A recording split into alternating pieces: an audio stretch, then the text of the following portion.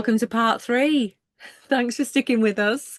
We have had such a lot to talk about with it being pre-season. We've had the testing, the new cars, and also an introduction to Tom and Reese.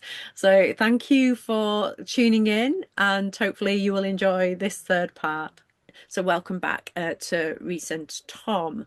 Now, there have been quite a lot of stops on track during testing, so let's get into it. Reese, all those failures aside, do you think there's been any sandbagging going on in testing? I mean, I hope so. Really hope so. And I hope it's Haas. I'm ready for a Haas win. Yeah, they've done really well anyway without even sandbagging. Yeah. Yeah. You know, what were we, ninth fastest and 14th fastest. Not Um, terrible. yeah, Yeah. Not too bad. yeah, it's Um, been all right. yeah, and you, everyone's a Ferrari fan, right? And like I actually never used to be at all, but then I Lewis never joined. was I never was really either, but after last year, I'm like, I really hope that they've got an extra bit of oomph because they've shown us they're doing pretty good, but I wonder if they can't like really bring it home, you know? Yeah, well, there's Um, more to that as well in a minute. More to that race simulation start that Lewis did. Tom, Max has been saying he's not happy with his car and saying everybody else was faster, everyone's passing the parcel. Yet his downforce made his car more aggressive on the corners. It was deploying energy around the lap to recharge a battery. So that suggests otherwise. And overall, his fastest time over that 3 days was only 1.1 seconds off the Ferrari. So, oh, and his tyre deg looked great on the C2s when he did his race simulation. So, what are your thoughts, Tom? Well, this is the thing with Red Bull. Like we saw at the beginning of last year, where they were somewhat on the back foot, and McLaren were the runaway leaders, really. And it wasn't until the second half of the season, when the team personnel changes came around, that Max started to be like the Max of old. This year, obviously, it's going to be different with the new regs, and I just worry as to when Red Bull will finally get their act together and actually produce a car which Max can go and compete with the with his rivals. I think there are a lot of questions that remain to be answered at the moment. So I kind of want to keep quite a lot of it to my chest because although we have somewhat of an idea in terms of where Red Bull are, I don't want to say where they're going to end up in the first few races because I do feel they are sandbagging. I don't feel like they've shown their hand in terms of the race pace or the quali pace because we don't know how much fuel they put in the car before they went out there. We don't have any information on that. But looking at the amount of mileage that they have done compared to a lot of the other teams, over the course of preseason testing, they've done just over 5,000. Alpine, Racing Bulls, McLaren, Ferrari, Haas, and Mercedes have clocked more mileage than they have. I think Okay. it's interesting that this is how I would always I don't bet, but I would always pick Max to win a race when he says the car is undrivable. That's how I know that he's about to win that race. So whenever he Reverse complains psychology. about the car, yeah, whenever he complains about the car, I know that I don't believe you. Well, Tom, So still keeping with Red Bull, Reese, Hadjar, just 13 laps in the Red Bull in the first session on day four. I mean, that's only, sort of a quick look at that. Then this human wall was formed around the car, then the privacy boards got put up. And he said in the press conference, it's not the most reliable so far. Now, overall, he finished 15th fastest, which was 2.2 seconds behind Leclerc, who obviously, I keep mentioning Leclerc in the fastest. Leclerc did come fastest out of everybody over that 3 days.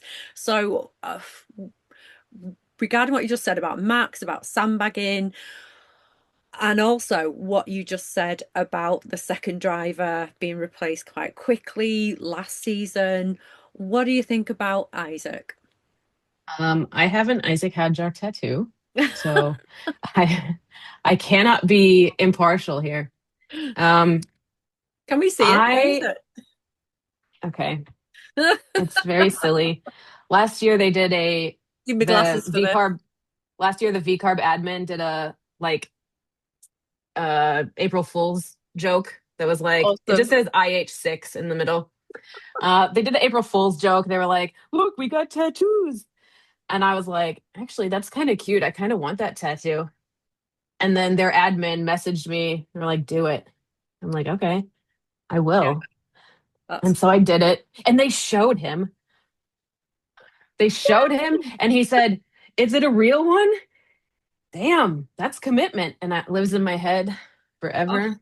oh, that's really that's Anyway, fantastic. anyway, so he's been one of my favorites for, I mean, before he even came up to Formula One, I loved him in F2. He's spicy, as they say. I love his passion, and I love that he presses the button in order to let people know that he's pissed off. Oh, I love it. I love it. And then, you know, the iconic video, the iconic moment of him not crashing in Monaco is just holy. That's when I like fell in love with that with him as a driver. Like that's incredible. This is my driver. So I Yeah. can't be impartial here.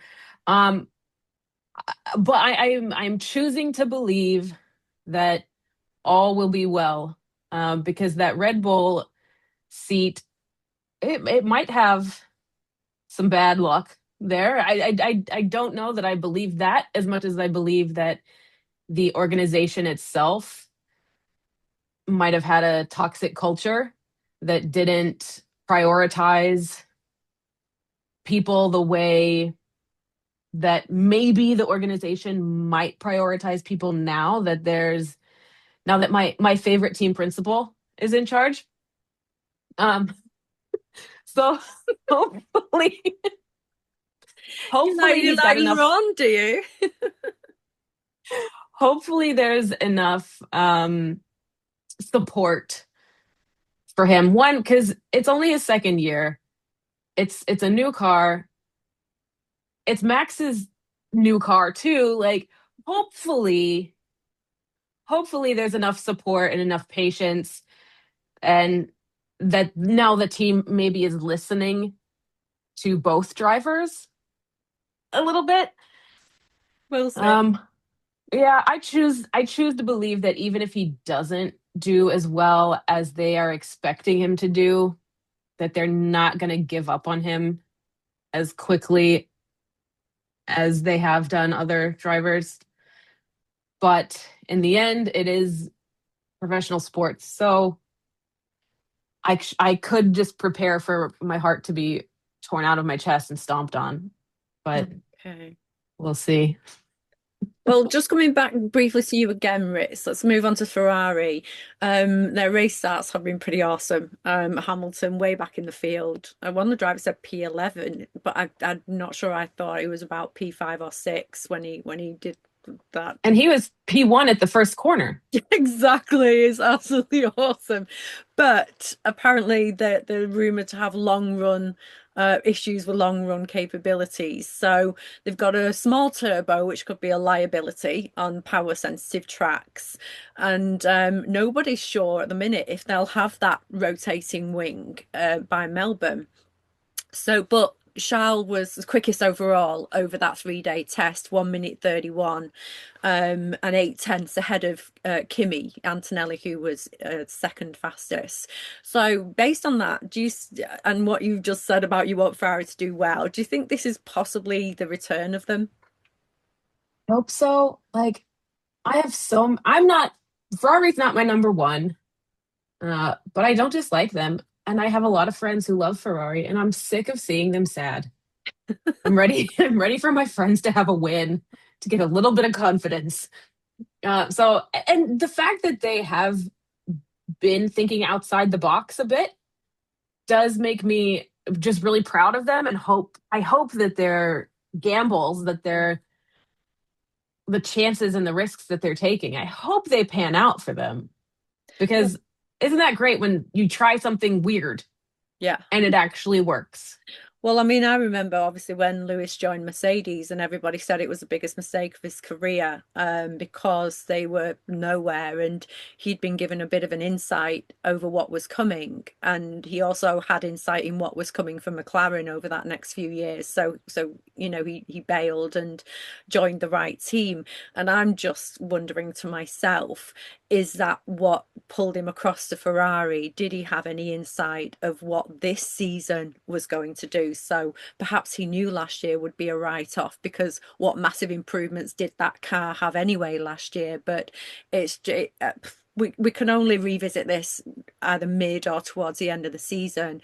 But I'm just wondering if he actually had a bit of insight into what was happening. So Tom, if Ferrari do get ahead on race starts, it doesn't matter where they qualify, does it really?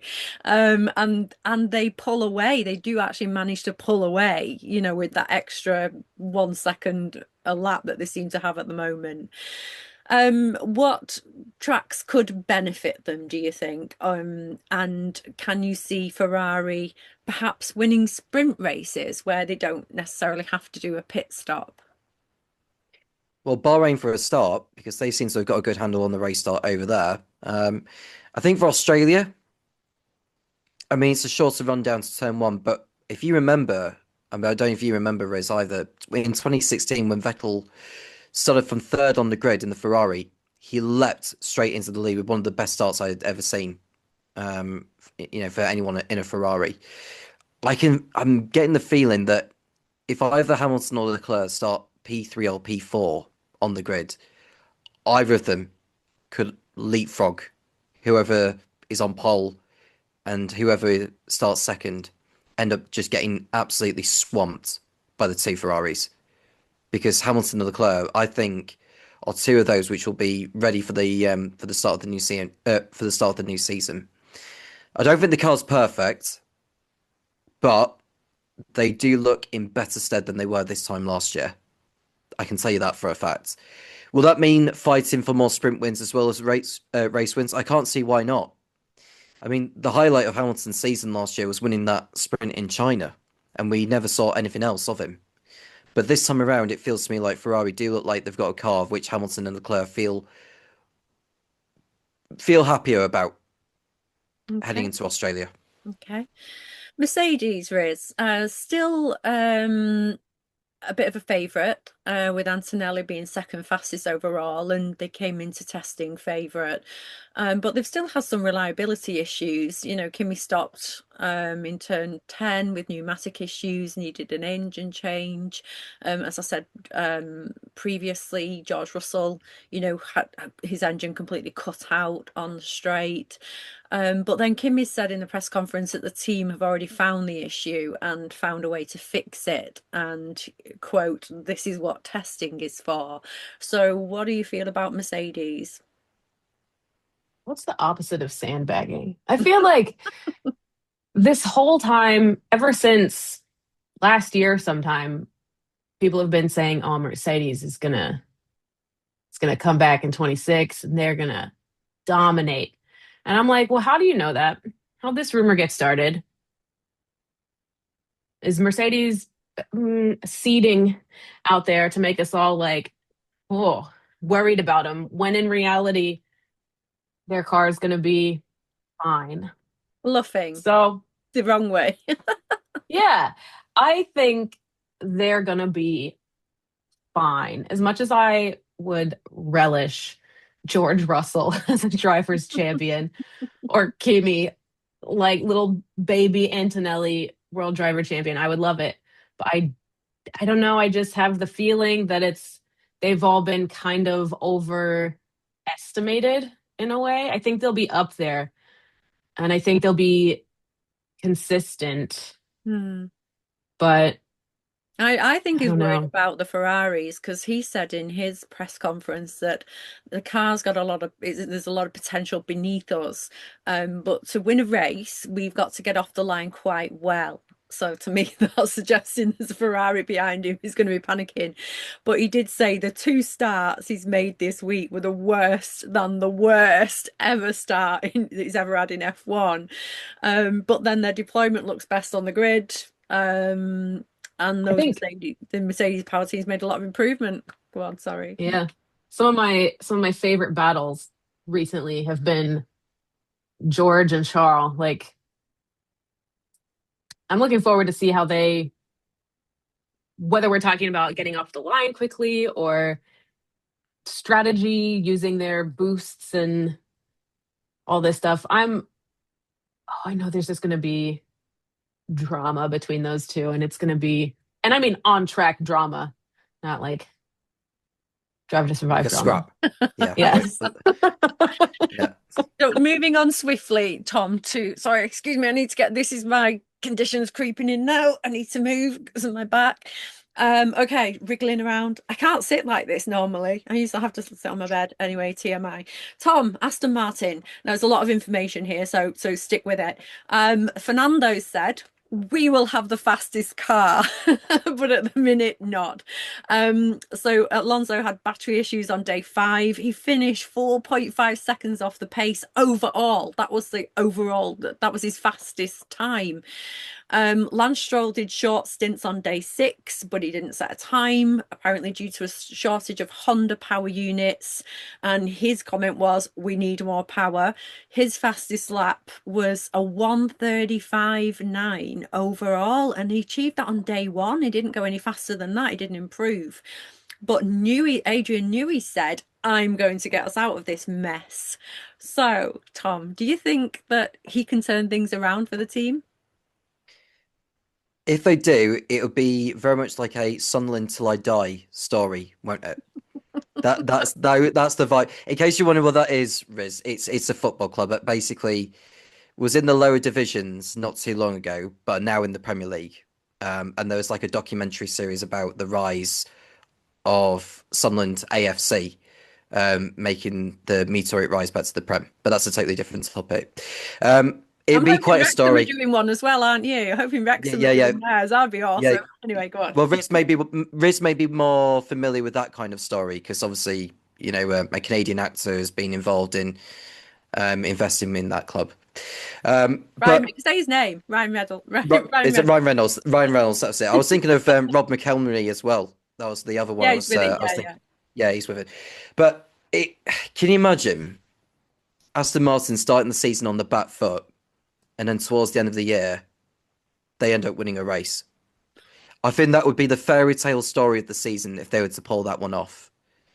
But I just don't really see it. I mean, there's a lot of races, and they'll have enough time to gather all the data, you know, providing they can get into the end of enough races to understand where the car's weaknesses are. But I just think they're going to have too much to do, Aston Martin. And the problem is, when you're trying to eradicate problems like they've got, it hurts the development rate that they need to be working on in regards to bringing upgrades over. So it feels like they are steps behind everyone else that are working on which upgrades they're going to be bringing in, probably around either Miami or Canada, race 6 or 7. And you got Aston Martin, who are just basically working on making sure the car is reliable enough to get to the end of races. Yeah, I mean, Bernie Collins was on Sky Sports, and you know, she explained it down to a T really, and she used to work for Aston Martin, and she said, you know, as well as the new engine, which they've got a new gearbox, a new wind tunnel, new factory, you know, new chief designer, the power unit isn't cooling right. They've got a lot of elements to bring together that just are not working at the moment, Riz. Yeah, I was just gonna. Yeah, my spouse asked me the other day. I'm an Adrian Newey fan since I read his book, and I was like, oh, this guy's smart. This guy can do it. And then we saw their performance, and so he asked me, do you think his days are over? Do you think Adrian Newey is relevant anymore? And I was just like, well, I can't make that decision because everything is so new. The way he approaches things isn't to scrap everything and start from scratch. He's working with what was already there to begin with. Yeah, he was late So into the team. He arrived at the team late when it had already started, and maybe he has had to make changes that have taken time to come about. yeah, so I'm really excited to see Can I just tell you my how fangirl he does it. story? Because you told me your Yes. Isaac Hadjar story. Yes. My fangirl story was I went to an event there in July last year, just before the British Grand Prix, and we were having a little factory tour. And there was we were in sort of a very wide, it was upstairs, very wide mezzanine area, and there was huge windows and people behind their desks. And I kind of looked through, and there was a glass office at the far end where the outside, the external windows were, and there was Adrian at his drawing boards, and I lost my mind completely. Actually, I don't know if I would have done the same thing because I I ran into James Vowles at the Vegas Grand Prix, and like a lot of the other people who had run into celebrities, so to speak, had like stopped them for selfies and like whatever. I mean, this man's working. I'm headed to a place, he's headed to a place. We're both probably a little bit late. So I just pointed at him. I was like, I love your work. And then we passed by and he just looked at me and like laughed at me. And I was like, okay. So now like I think I would squeal about seeing Adrian Newey, but then I probably would also be like, Disappear. Right, yeah. let's move. We're going to be here till midnight. Right, let's move on.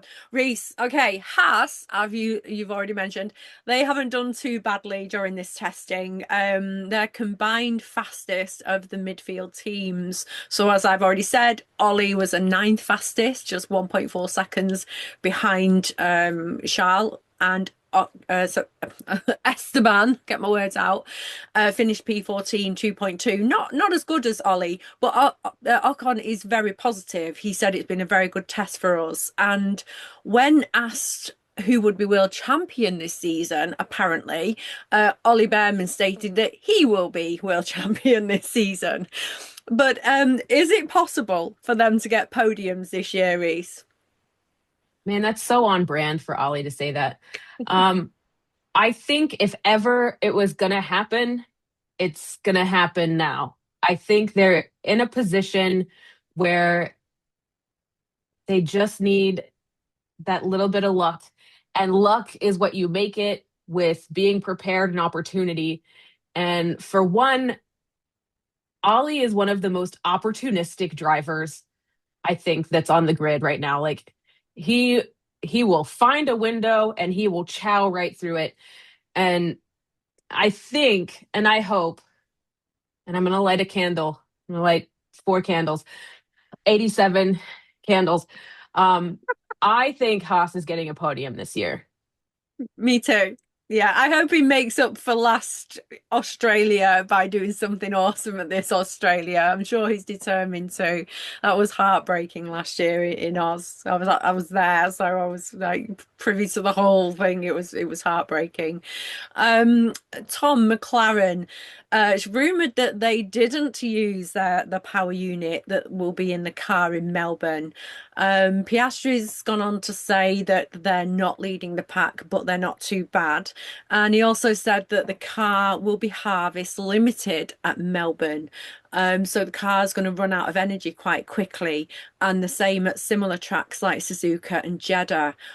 But McLaren tested a potential solution on the final day that saw their recovery go up to 350 kilowatts from 250. So that'd mean less excessive lift and coast to recharge the system. What are your thoughts? I'm not so sure that is sandbagging. That might be literally testing and things not working and then, things improving. So what are your thoughts on that? I think they're in good stead for the season, even if they're not pure favourites to do what they did last year. I still think they'll do enough over the course of the year. And like I say, a lot can change in a short space of time in terms of the development rate in regards to where teams will be at. I reckon second half of the season, they will be fighting for wins more, I think, than the beginning of the year. So that's my take with McLaren. Of course, it's a long year anyway, so I think they'll be all right. Yeah, yeah. So let's move on to Cadillac. I can't cover every team, but just the sort of ones that stood out to me a little bit. Reese, let's move on to Cadillac. 20th for Perez, 7 seconds off the pace at one point, finished 3.3 seconds off the pace.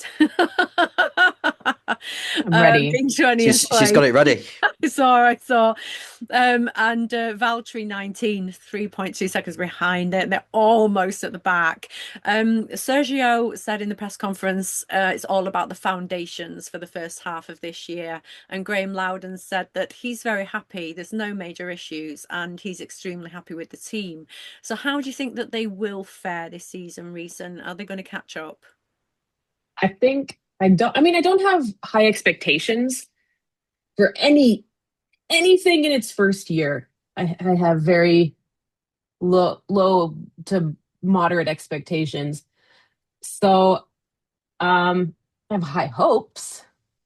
They've got two great drivers. They've got, I think, a good team behind them, but it's the first year. So I'm expecting them to be consistent. I don't think we're going to get a lot of like DNFs and stuff necessarily, but I do kind of expect them to be further at the back. But I'm just happy to see them, honestly. I'm just, I missed Valtteri and Checo so much that I'm just, okay, fine. I'm just happy they're here. Yeah, I'm happy there's another team on the grid. I feel like I've always been starting off in Formula 2.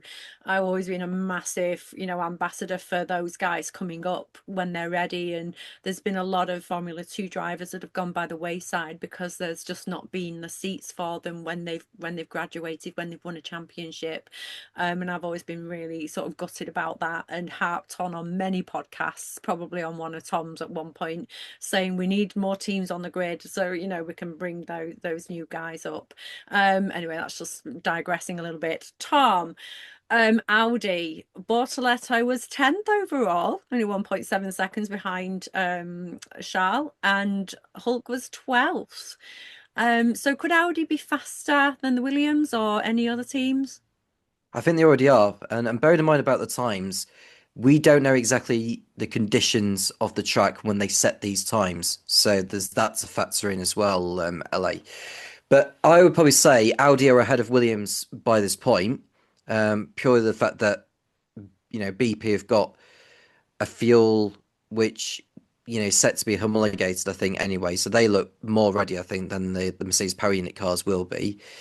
I think Audi might have a shot of trying to be the best of the rest for this season. I never thought I'd be saying that, but something tells me that they'll have a good year. And I really hope that both Hulkenberg and Bortoletto can use that to their advantage and be the dark horses to the top four teams. I reckon they'll be within the fray for regular points this year, Audi. I think if they end up in the top six or the top seven, essentially higher than where they were last year, I think it'll be a good season for them. Yeah. I think you're right about not knowing the exact track conditions, but most of the drivers did their fastest lap on day 3. Some of them did do it on day 2. I don't know if that was morning or afternoon though, which is something that might just be a personal interest for me to look up rather than sharing that. But day 3 seemed to be the fastest day. So yeah, I mean, whatever the conditions were, it wasn't actually as windy, wasn't it, on the final day? And it was sunnier, less dust in the air, less fog, because Bahrain's very dusty and very windy, so it can be a bit of a mare landing there sometimes. One question that I do want to ask is, some of the top teams are potentially sandbagging, but do you think teams like Haas and Audi are giving it everything, are not sandbagging? So this is potentially the best they're going to be or the fastest they're going to be, Tom? It's really hard to say. I think the practice sessions in Australia are going to tell more of a story. And of course, Melbourne is a different circuit to Bahrain. So I would probably say we may see a few deviations from what we saw in Bahrain. But these races are coming around quite quickly. I mean, we've got back-to-back races, between Australia and China's a sprint weekend. Then we go to Japan, and then Bahrain, then Saudi Arabia. And I think maybe by the time we get to around about where Miami and Canada are, we will then begin to see more of a picture. Having said that, as I've already mentioned on the show, upgrades are due to be brought by the teams. And they take time to really gel it into the machine to make it quicker than what it already is. So let's not assume that what we see in the first few races is going to be the pecking order for the remainder of the year, because there's too many points in the year where momentums could really, really swing in some teams' favours over others. Mm. Now, you touched on this before, Ris, about things maybe not making that much difference. Because at the moment the same top four seem to still be the same top four. So are all these changes potentially futile? I mean, I kind of feel like maybe, but also not, because they are pushing toward a more sustainable series. So they're not futile in the development of the sport sense, for better or worse. Some people think we've got too much electricity already. So I think that developmentally, not futile. I think they're going in the right direction to try to make the sport more sustainable. But as far as to make the racing exciting, I don't know that overcomplicating it makes it more exciting, or if it makes it still look the same on the page, on the track, but now you have to do more deep dives to support what you're seeing, to support your understanding and really understand, well, why aren't they overtaking? Why can't they just do this? Why can't they just do that? We had to, in the past, learn about the downforce and the dirty air and the stuckage to the ground and all this stuff. Porpoising. And now we've got we had porpoising. porpoising, yeah. And now we've got to add in, now we have to understand the different ways we can recharge a battery, when we can discharge a battery. We've got all these extra things now to understand that I wonder if will be too complicated, that fans are just going to look at the race and go, they're okay. Are they did an overtake? Like, what's so special about that? Versus us that have like some background and some understanding of it are like, yes. So like, I think in some ways it will be beneficial, these new regulations, but then also in a lot of ways, I feel like they're not doing much except re-leveling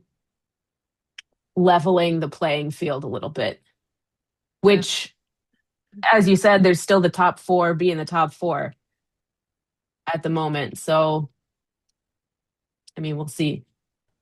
Right, guys, we're coming to a close. I would just like your predictions for the season, basically, for teams and for drivers. So start with you, Tom. Drivers champion. Do you want me to start off with that one? I reckon Oscar Piastri is going to take it this year.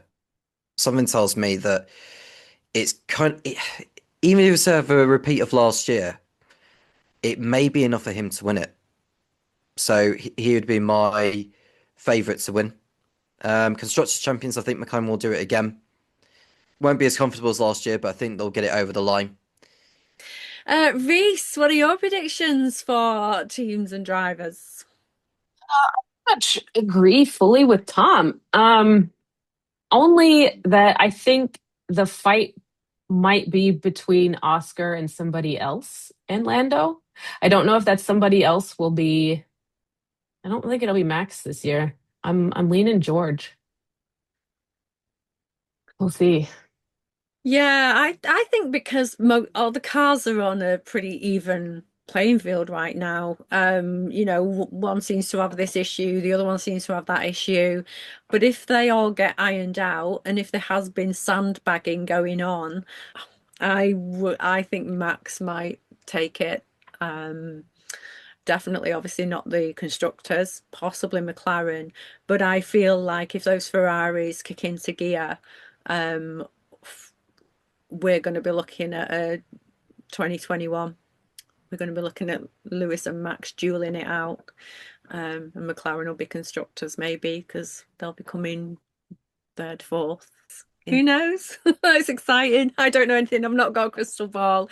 If I do, it's they'll gonna be great. earning a lot of money. But I just think if it depends on which teams have the more problems, really, doesn't it? And how long it takes them to adapt and adjust. But regarding an even playing field, there's two incredible world champions on that grid. There's another one, obviously we've got more, we've got Lando, we've got Alonso, but I mean there's two outstanding world champions sitting on that grid in arguably equal cars. So I'm going for a duke out between Hamilton and Verstappen. 2021 part 2. Maybe Lewis will get his 8th. Right, that's great. Thank you so much. Big thank you to Ris and to Tom. Thank you all for watching. And I'm sorry it's gone on and on and on. We would love you to get involved. So please like and share these podcasts on your socials. Also, let us know if any experiences you may have had in the comments. If you are impaired or disabled, that we could potentially discuss on future podcasts, and even potentially, be invited onto.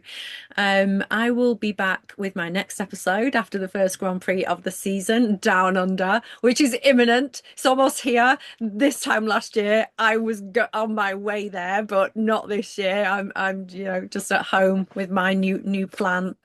But yes, we have to come up with a name as well for the plant. So anyone's got any suggestions for the name for the plant, please, and keep it relatively clean. But that's it. Thanks so much for tuning in, and I will see you next time. Thanks, Ris. Thanks, Tom.